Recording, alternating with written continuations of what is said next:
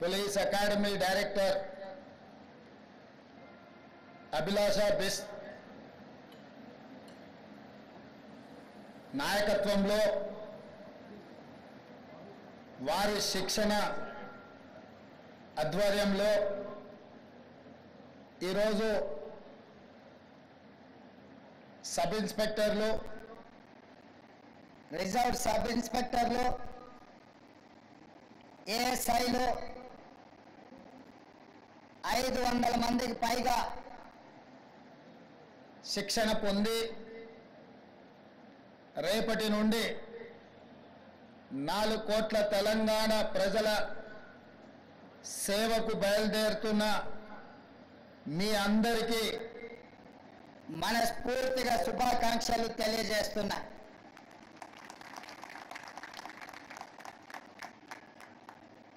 ఈరోజు ఈ సన్నివేశం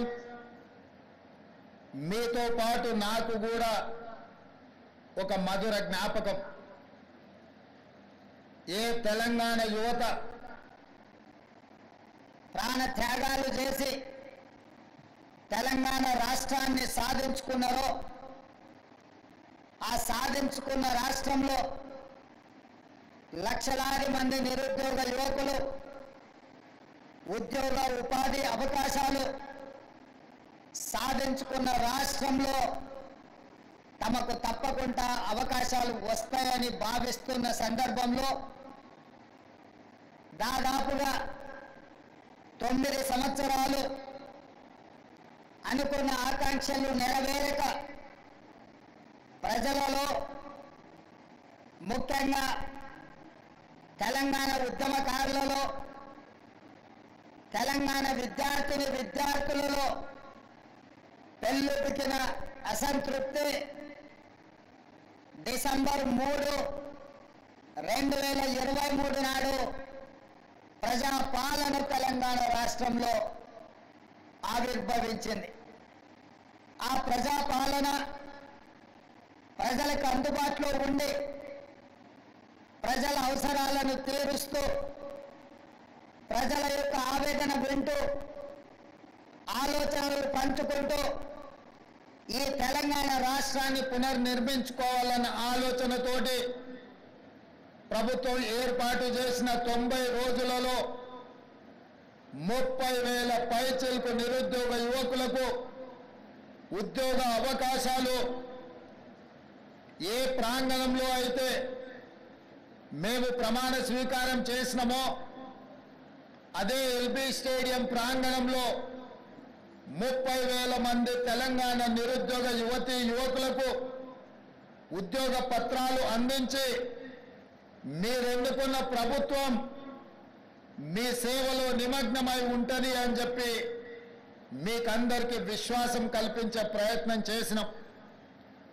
ఇదే కాదు, ఈ 30,000 ఉద్యోగ నియామకాల పత్రాలు అందించడమే కాకుండా గ్రూప్ 1 కావచ్చు, గ్రూప్ 2 కావచ్చు, గ్రూప్ 3 కావచ్చు, డిఎస్సి కావచ్చు, పారామెడికల్ సిబ్బంది కావచ్చు, ఇంకొక 35,000 ఉద్యోగ నోటిఫికేషన్లు ఇచ్చి ఈ సంవత్సరం పూర్తయ్యే లోపల వాళ్ళందరూ కూడా నిరుద్యోగ సమస్య తీర్చి ఉద్యోగ నియామక పత్రాలు ఇవ్వాలి అని ప్రజాపాలన మా ప్రభుత్వం తీవ్రంగా కృషి చేస్తుంది. ఒకనాడు తెలంగాణ పబ్లిక్ సర్వీస్ కమిషన్ అంటే ప్రశ్నాపత్రాలు పరీక్షా కేంద్రాలలో ఉండకుండా జిరాక్స్ సెంటర్లలో ఎక్కడ పడితే అక్కడ విచ్చలవిడిగా అమ్ముకుంటుంటే పరీక్షలు రాసిన లక్షలాది మంది నిరుద్యోగ యువకులు ఆందోళనకు గురై ఆందోళన బాట పడుతున్న సందర్భంలో తెలంగాణ పబ్లిక్ సర్వీస్ కమిషన్ని సంపూర్ణంగా ప్రక్షాళన చేసి ఎలాంటి అనుమానాలకు, ఎలాంటి తప్పిదాలకు అవకాశం లేకుండా పబ్లిక్ సర్వీస్ కమిషన్ని కొత్తగా నియమించి ఆ నియామకాల ద్వారా నిరుద్యోగ యువకులకు ఉద్యోగ నియామకాలు అందించాలన్న ఆలోచన మా ప్రభుత్వం చేస్తున్నది. అందుకే ఈరోజు పబ్లిక్ సర్వీస్ కమిషన్ నిర్వహిస్తున్న ఏ పరీక్షల మీద లక్షలాది మంది నిరుద్యోగ యువకులకు ఎలాంటి అనుమానాలు లేవు. గత 9 సంవత్సరాలు ఉద్యోగ నియామకాల కోసం నోటిఫికేషన్లు ఇవ్వమని కదం దొక్కిన విద్యార్థులు ఈనాడు మన ప్రభుత్వం వెంటనే ఇస్తున్న ఉద్యోగ నోటిఫికేషన్లను మళ్ళీ కొంతకాలం వాయిదా ఇవ్వండి, అన్ని నోటిఫికేషన్లు ఒకేసారి వస్తే మేము పరీక్షలు రాయడం కష్టమవుతుంది, మాకు అన్ని పరీక్షలు హాజరు కావాలి, ఒక దాంట్లో కాకపోతే ఇంకొక దాంట్లో అయినా మాకు ఉద్యోగ అవకాశాలు వస్తాయి అని చెప్పి వాళ్ళందరూ మా ప్రభుత్వానికి విజ్ఞప్తి చేసింది. అందుకే గ్రూప్ 2 పరీక్షల్ని వాయిదా వేసి మీకు అనుకూలమైన నిర్ణయం తీసుకోవడం జరిగింది. ఆనాడు ఉద్యోగ అవకాశాల కోసం కదం దొక్కిన మీరు ఈనాడు నోటిఫికేషన్లు ఇవ్వడంతో శిక్షణ తరగతులలో మీరు నిమగ్నమై చదువుకుంటున్నారు. అందుకే ఈరోజు తెలంగాణలో నిరుద్యోగ యువకులు ఉత్సాహంతో ఈ ప్రభుత్వం మాకు ఉద్యోగాలు ఇస్తుందన్న ఆలోచనతోనే పరీక్షలకు తయారవుతున్నారు. ఈ నేపథ్యంలో తెలంగాణ రాష్ట్రం నూతనంగా ఏర్పడ్డ రాష్ట్రం అభివృద్ధే కాదు, కొన్ని అవలక్షణాలను వ్యసనాలకు బానిసలైన కొంతమంది వ్యక్తులు స్వార్థ ప్రయోజనం కోసం తెలంగాణలో డ్రగ్స్ కానీ గంజాయి కానీ సైబర్ క్రైమ్ నేరాలకు కొంతమంది పాల్పడుతున్నారు. ఇట్లాంటి ప్రత్యేకమైన సందర్భంలో దాదాపుగా 540కి పైగా ఎస్ఐలు ఏఎస్ఐలు ఈరోజు తెలంగాణ సమాజానికి సేవలు అందించడానికి మీరు ముందుకు వస్తున్నారు. అందుకే ఈరోజు మీ పరేడ్ చూసిన ముఖ్యంగా పల్లి భాగ్యశ్రీ మీ పరేడ్ కమాండర్గా ఈరోజు ప్రదర్శించిన నైపుణ్యం మీ అందరిని చూసిన తర్వాత నాకు సంపూర్ణమైన విశ్వాసం కలిగింది. రేపటి నుండి మీరు తెలంగాణ రాష్ట్రంలో డ్రగ్స్ మీద గంజాయి మీద సైబర్ నేరాల మీద ఉక్కు పాదం మోపి తెలంగాణ రాష్ట్రంలో గంజాయికి డ్రగ్స్ కు స్థానం లేదు, అట్లాంటి కార్యక్రమాలకు ఎవరైనా పాల్పడితే వాళ్ళని ఎవరిని క్షమించము అనే విధంగా మీరు ముందుకు నడుస్తారని మాకు సంపూర్ణమైన విశ్వాసం కలిగింది. మిత్రులారా, ఇది ఉద్యోగం కాదు, ఇది ఉద్యోగ భద్రత కాదు మీకున్నది. తెలంగాణ రాష్ట్రంలో ముఖ్యంగా పోలీసు విభాగంలో చేరే ప్రతి యువకుడికి ఇదొక భావోద్వేగం. ఇది ఉద్యోగ బాధ్యత కాదు, ఇదొక భావోద్వేగం. ఈ రాష్ట్రాన్ని మనం వందలాది మంది మీలాంటి నిరుద్యోగ యువకులు ఉద్యమకారులు ప్రాణ త్యాగాలు చేసి తెలంగాణ రాష్ట్రాన్ని సాధించుకున్నాం. ఈ సాధించుకున్న రాష్ట్రంలో వ్యసనాలకు తావు ఉండకూడదు, గంజాయి డ్రగ్స్ సైబర్ నేరాలకు ఎక్కడ కూడా అవకాశం ఉండకూడదు. ఈ తెలంగాణ రాష్ట్రం మనది, 4 కోట్ల తెలంగాణ ప్రజలు మన కుటుంబ సభ్యులు. వాళ్ళు ఎలాంటి సమస్యలు ఎదుర్కొన్నా అది మన వైఫల్యమే అవుతుంది. మన మీద సంపూర్ణమైన విశ్వాసం పెట్టుకొని ప్రజాప్రతినిధులతో పాటు 24 గంటలు ప్రజలకు అందుబాటులో ఉండి ప్రజలకు అవసరమైన అందించే సేవలు పోలీసులే. పోలీసులకు సమయం లేదు, సందర్భం లేదు. ఏ సమస్య వచ్చినా, వరదలు వచ్చినా, కరువు వచ్చినా, లేకపోతే భూకంపాలు వచ్చినా, శాంతి భద్రతల సమస్యలు వచ్చినా, లేదా మత కలహాలు వచ్చినా, ఆర్థికపరమైన నేరాలు జరిగినా, ఏది జరిగినా ముందు బాగానే ఉండి ఆ సమస్యల మీద పోరాటం చేసేది పోలీసు సిబ్బంది, పోలీసు విభాగం. అందుకే నేను మీతో పంచుకున్నది ఇది ఉద్యోగం కాదు, ఇది ఒక భావోద్వేగం. ఈ భావోద్వేగమే ఈ తెలంగాణ రాష్ట్రాన్ని పునర్నిర్మించి భవిష్యత్ తరాలకు బంగారు బాటలేసే బాధ్యత మన అందరి మీద ఉన్నది.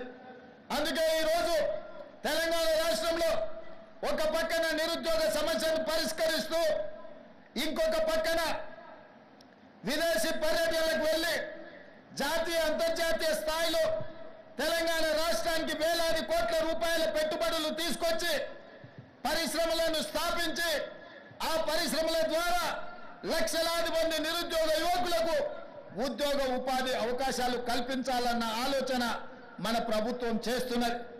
ఈరోజు ఉద్యోగాలే కాదు, నిరుద్యోగ సమస్యను పరిష్కరించడమే కాదు, ఈ సమాజంలో పెట్టుబడులు తీసుకురావడమే కాదు, రైతన్నలు నేతన్నలు పట్టడన్నం పెట్టేది రైతన్నలైతే ఆ రైతన్నలకు ఆత్మగౌరవంతో బ్రతకడానికి నేతన్నలు సహకరిస్తున్నారు. నేతన్నలతో పాటు గీతన్నలు ఈరోజు మన సమాజంలో ఉన్నారు.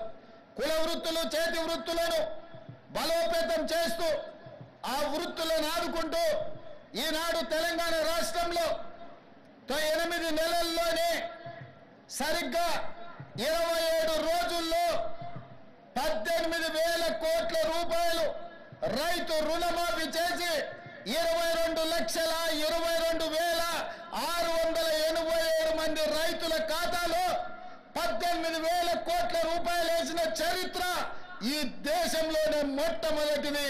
తద్వారా మీరందరూ రైతుల బిడ్డలు, గ్రామీణ ప్రాంతం నుంచి వచ్చినోళ్ళు, వ్యవసాయము వ్యవసాయ సమస్యలు రైతుల యొక్క కష్టాలు తెలిసినోళ్ళు. నేను కూడా గ్రామీణ ప్రాంతానం నుంచి వ్యవసాయ కుటుంబం నుంచి వచ్చిన వాడినే. రైతు యొక్క కష్టాలు నాకు తెలుసు. అందుకే 18,000 కోట్ల రూపాయలు కడుపు కట్టుకొని నిధులు సేకరించి 18,000 కోట్ల రూపాయలు ఈనాడు రైతుల ఖాతాలో వేసి రైతన్నల కళ్ళల్లో ఆనందం చూస్తున్నాం. వ్యవసాయం దండగ కాదు, వ్యవసాయం పండుగని నిరూపించి ఈనాడు తెలంగాణ రాష్ట్రంలో రైతుల ఆత్మగౌరవంతో తలెత్తుకునే విధంగా రాష్ట్ర ప్రభుత్వం నిర్ణయాలు తీసుకుంటున్నది.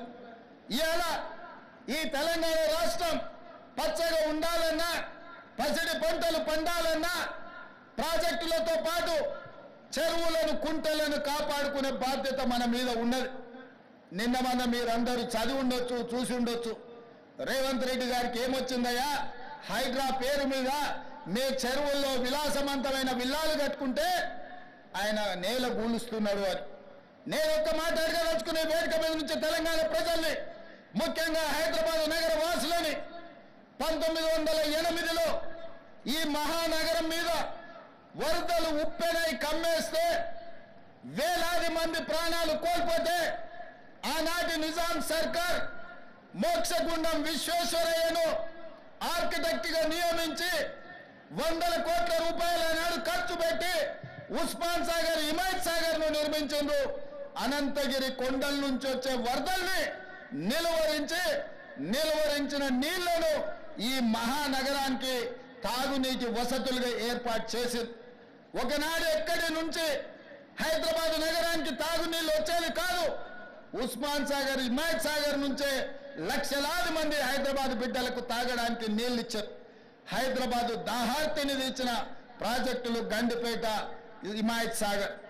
ఇలాంటి ప్రాజెక్టుల చుట్టూతా బాగా సంపాదించుకున్న వాళ్ళు, ఆగర్భ శ్రీమంతులు ఫామ్ హౌజులు కట్టుకున్నారు. వాళ్ళు ఫామ్ హౌజులు కట్టుకుంటే మనకు అభ్యంతరం లేదు, వాళ్ళు సంతోషంగా ఉండడమే మనకు కావాల్సింది. కానీ ఆ ఫామ్ హౌజులలో ఉన్న డ్రైనేజ్ కనెక్షన్ లేదు.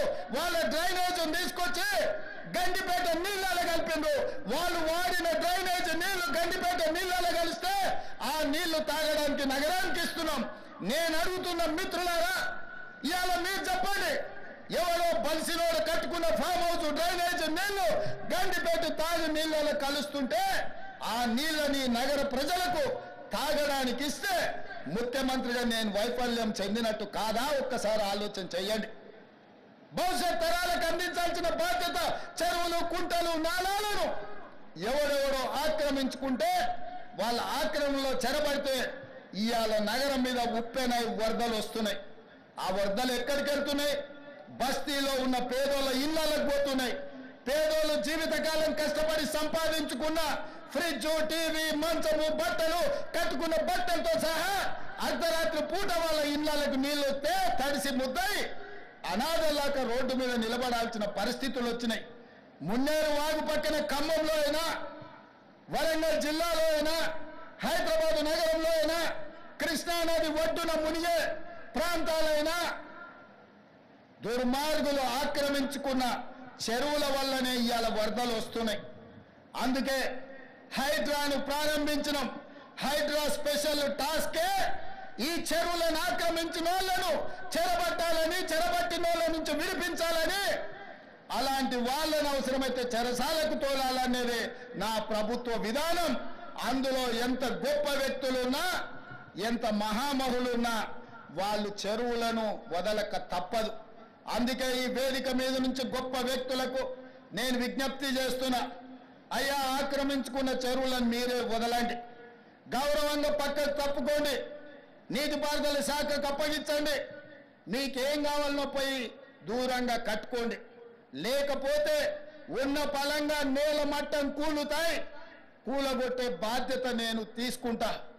ఇలా ఎఫ్టీఎల్లో కానీ, బఫర్ జోన్లో కానీ, నాలాలలో అక్రమంగా నిర్మాణాలు ఏవైతే ఉన్నాయో వాటన్నిటినీ నిరభ్యంతరంగా మేము తొలగిస్తాం. మీరు ఎక్కడికి వెళ్ళినా, మీరు తాత్కాలికంగా కోర్టుల నుంచి ఏమన్నా తెచ్చుకున్నా న్యాయస్థానాలలో కూడా కొట్లాడి ఆ స్కేలను వెకేట్ చేయించి మీరు ఆక్రమణలు తొలగిస్తాం. ఇదే కాదు, ఇవాళ మూసి ఒకప్పుడు అనంతగిరి నుంచి వచ్చే కృష్ణానది జలాలకు ఒక ఆలవాలం, కానీ ఇవాళ కాలుష్యం అయిపోయింది. ఇవాళ మన బతుకులను చిందరవందర చేస్తున్నాయి. నల్గొండ జిల్లా రైతులు ఇవాళ ఏడుస్తున్నారు.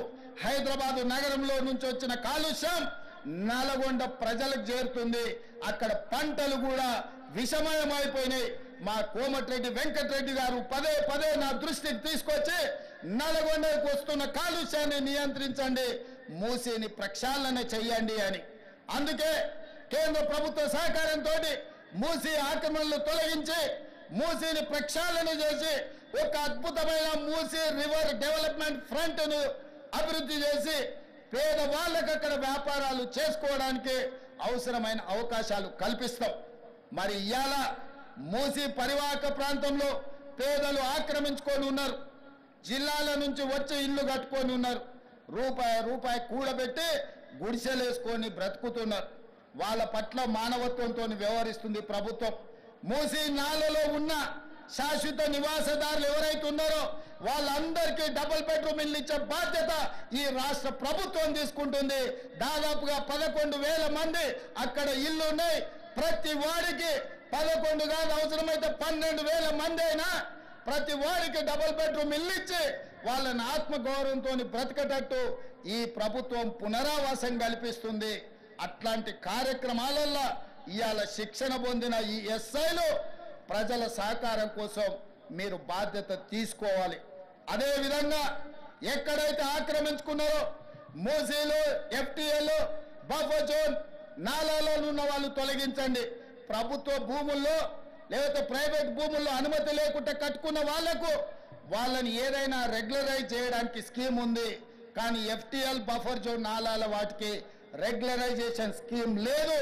ఇవాళ కాకపోతే రేపైనా వాటిని తప్పకుండా తొలగిస్తాం, వాళ్ళ పట్ల కఠినంగా వ్యవహరిస్తాం. మీ అందరికీ నా విజ్ఞప్తి ఒక్కటే, రేపటి నుండి ప్రజల దగ్గరికి వెళ్తున్నారు. తెలంగాణ ప్రజలకు విశ్వాసం, నమ్మకం కలిగించండి. మన రాష్ట్రంలో గంజాయి మాట ఎత్తాలన్నా, డ్రగ్స్ గురించి ఆలోచన చేయాలన్నా, సైబర్ నేరాలను నియంత్రించాలన్నా, చెరువులు, నాలాలు చెరబట్టిన వాళ్లను మోకాళ్ళలో వణుకు పుట్టాలి, వెన్నులో చలి జ్వరము రావాలి. ఆ విధంగా మీరు ఈ తెలంగాణ సమాజానికి సేవలు చేయవలసిన అవసరం ఉన్నది.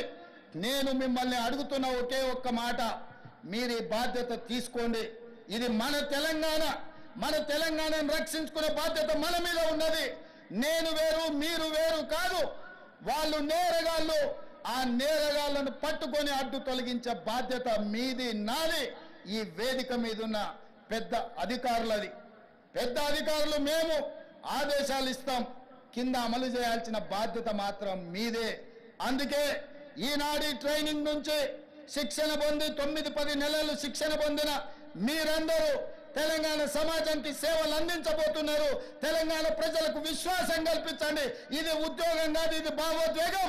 ఈ తెలంగాణను కాపాడుకుంటాం. ఈ తెలంగాణను కాపాడడానికే మేము ఈ కాకి డ్రెస్సును ధరించినమని వాళ్ళకు విశ్వాసం కల్పించండి. ఇదే కాకుండా చివరగా నేను శ్రీనివాసరెడ్డి, కొత్తగూడ శ్రీనివాసరెడ్డి గారికి గతంలో చెప్పిన విజిలెంట్ అండ్ ఎన్ఫోర్స్మెంట్ డైరెక్టర్గా ఈరోజు వారు బాధ్యత ఉన్నారు. ఎట్లయితే సైన్యంలో పనిచేసే సైనికులకు సైనిక్ స్కూల్ ఉందో, తెలంగాణ రాష్ట్రంలో పోలీస్ డిపార్ట్మెంట్లో పనిచేస్తున్న హోంగార్డు నుంచి డీజీపీ వరకు సైనికులకు ఎట్లయితే సైనిక్ స్కూల్ ఉందో, పోలీసులకు కూడా ప్రత్యేకంగా ఒక రెసిడెన్షియల్ పోలీస్ స్కూల్ మొదలుపెట్టి 50 ఎకరాలల్లా అద్భుతంగా ఈ దేశంలోనే అత్యంత నాణ్యమైన విద్యను అందించే బాధ్యత తెలంగాణ రాష్ట్ర ప్రభుత్వం తీసుకుంటుంది. ఒకటి హైదరాబాద్లో ఈ పక్కల్లే గ్రేహాండ్స్ ఉన్నది. నిన్న మన భూ కబ్జాదారులు 150 ఎకరాలు ఆక్రమించుకోవాలని ఆలోచన చేసిండ్రు. అందులో 50 ఎకరాల స్థలాన్ని ఇక్కడ రెండవ స్కూల్ వరంగల్లో 50 ఎకరాలు కేటాయించి మీ అందరికీ 6th క్లాస్ నుంచి పీజీ వరకు డాక్టర్లు, ఇంజనీర్లు కూడా చదువుకోవడానికి పోలీసుల పిల్లల కోసం 100% ఉచిత విద్యను అందించడానికి మా ప్రభుత్వం కట్టుబడి ఉన్నది. పోలీసు కుటుంబం నుంచి వచ్చిన నేను పోలీసుల బాధలు తెలుసు. వాళ్ళ పిల్లల విద్య విషయంలో నాకు సంపూర్ణమైన అవగాహన ఉన్నది. అందుకే ఈనాడు ఈ వేదిక మీద నుంచి డీజీపీ గారికి నేను ఆదేశాలు ఇస్తున్నా. ఈ కార్యక్రమం తర్వాత శ్రీనివాసరెడ్డి గారిని పిలిచి మాట్లాడి పోలీస్ స్కూల్ ఏర్పాటు చేయడానికి అవసరమైన ఫైల్ ప్రిపేర్ చేయండి. 50 ఎకరాల స్థలాన్ని కేటాయించడానికి అవసరమైన చర్యలన్నీ తీసుకోండి. రాబోయే 2 ఏళ్లలో ఇక్కడ పోలీస్ స్కూల్ ఉండాలి. హోంగార్డు నుంచి డీజీపీ వరకు ఏ హోదా అయినా మీ పిల్లలు చదువుకోవాలంటే అందరూ ఒకే దగ్గర చదువుకోవాలి, ఒకే దగ్గర ఉండాలి, ఒకే దగ్గర తినాలి, ఒకే దగ్గర పడుకోవాలి. అప్పుడే ఈ అంతరాలు తగ్గుతాయి. మీ పిల్లలు సుశిక్షితులైన భారతీయులుగా మారుతారు. అందుకే మిత్రులారా, పోలీసుల యోగక్షేమాలు, పోలీసుల యొక్క సమస్యల్ని తీర్చే బాధ్యత నాది. మీరు నిశ్చింతగా ఉండండి. డిపార్ట్మెంట్లో ఉన్న ప్రతి సమస్యను ఒక్కొక్కటిగా పరిష్కరించి మీకు ఒక మంచి గౌరవాన్ని పెంచే విధంగా, మీ సమస్యల్ని పరిష్కరించే విధంగా ఈ ప్రభుత్వం పనిచేస్తుంది. మీరు తెలంగాణ సమాజానికి నాణ్యమైన సేవలు అందించండి. పోలీసు గౌరవాన్ని పెంచండి. పోలీస్ అంటే సమాజంలో చేతులెత్తి నమస్కరించే విధంగా మన వ్యవహార శైలి ఉండాలి, మన నిర్ణయాలు ఉండాలి. మధ్యలో అక్కడక్కడ టీవీలలో, సినిమాలలో చెప్తుంటారు ఫ్రెండ్లీ పోలీసింగ్ ఉండాలని. నేను కూడా ఒప్పుకుంటా ఫ్రెండ్లీ పోలీసింగ్ ఉండాలని. ఫ్రెండ్లీ పోలీసింగ్ ఎవరితోని? క్రిమినల్స్తో ఫ్రెండ్లీ పోలీసింగ్ కాదు. బాధితులతోని, సమస్యల మీద కష్టాలలో కన్నీళ్లతో పోలీస్ స్టేషన్లకు వచ్చిన వాళ్ళతోని ఫ్రెండ్లీ పోలీసింగ్ ఉండాలి తప్ప క్రిమినల్స్ తోని కాదు. క్రిమినల్స్ పట్ల కఠినంగా వ్యవహరించండి, బాధితుల పట్ల కారుణ్యంతో వ్యవహరించండి. కాస్మెటిక్ పోలీసింగ్ కాదు, కాంక్రీట్ పోలీసింగ్ ని చేయండి. కాస్మెటిక్ పోలీసింగ్ తోని సమస్యలు పరిష్కారం కావు. కాంక్రీట్ పోలీసింగ్ చేయండి. శాంతి భద్రతలను కాపాడండి. శాంతి భద్రతలు ఉన్నప్పుడే ఈ రాష్ట్రంలో పెట్టుబడులు వస్తాయి.